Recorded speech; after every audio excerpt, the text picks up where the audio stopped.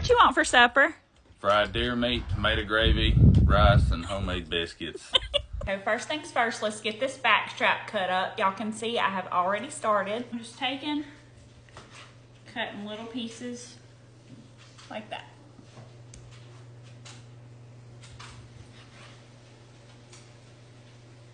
I finally got a meat hammer, so I'm just gonna take each piece and tenderize it. Okay, so here we've got all of our pretty little deer meat. I'm just gonna go on top of it with some milk and let it soak about an hour, 2 hours. Can't forget a little dash of soy sauce. So let's go ahead and get started on this tomato gravy. I'm gonna take 2 big spoonfuls of bacon grease, put it in my skillet. Bacon grease is hot, so now I'm just gonna add this half of a yellow onion that I did little slices. Also, if I had a bell pepper, I would have sliced that and added in with these onions, but I was not going to town today. Another thing, breakfast tomato gravy is different than supper tomato gravy. Typically, I don't put onions and bell peppers in my breakfast tomato gravy, but I do in supper. I have cooked these onions until they are translucent. I've got 1/3 cup of flour. I'm not gonna add all of it. I would say about 3 to 4 tablespoons. Give this a good mix.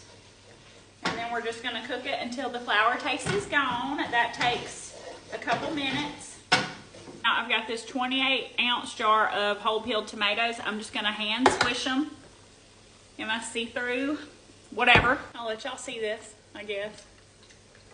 Just make sure every little piece is got. My flour and onions are a nice tan color, so I'm just gonna add in these tomatoes.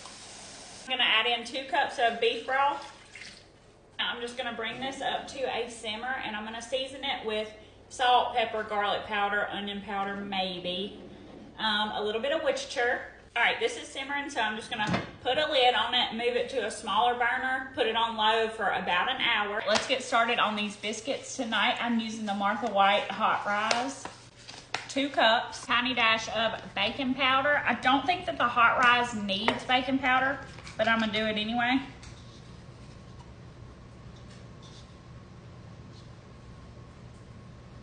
A little bit of salt. Take and whisk this all dry. Just try to break up the little clumps because I don't have a sifter. I don't think you have to do this. It's just something I do. I've got a whole stick of butter that was in the freezer because it has to be cold. I'm gonna grate it right in there. All right, now we're gonna take our little not see-through phalanges and mix all this up. We're gonna make it like into little crumbles. I'll try to show y'all. Y'all see how it's crumbly? I'm just gonna take my fingers, make a little well in the middle, add 1 cup of milk. We're just gonna mix it around real good with your little fingers.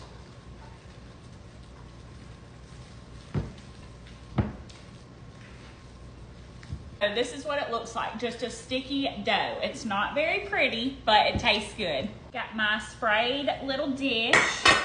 Now I'm just gonna take a big spoon and put these onto my little pie sheet. No, I do not have a cast iron skillet because I get mad at them and throw them away. This is what we're looking like. These go into a 450-degree oven until they are done. I don't know a time, y'all. I'm sorry. All the people who like to tell me that I'm lazy in my own house, y'all get ready. It's your time to shine. I drained off as much milk as I could. Just gonna go right on top with all this flour. Get a good mix, make sure that every little piece is coated.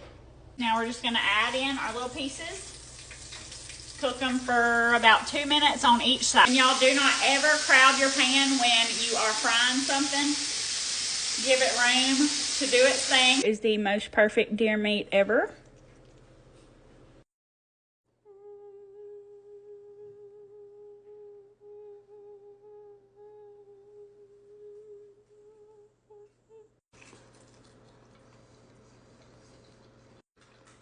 One to 10. Probably 30.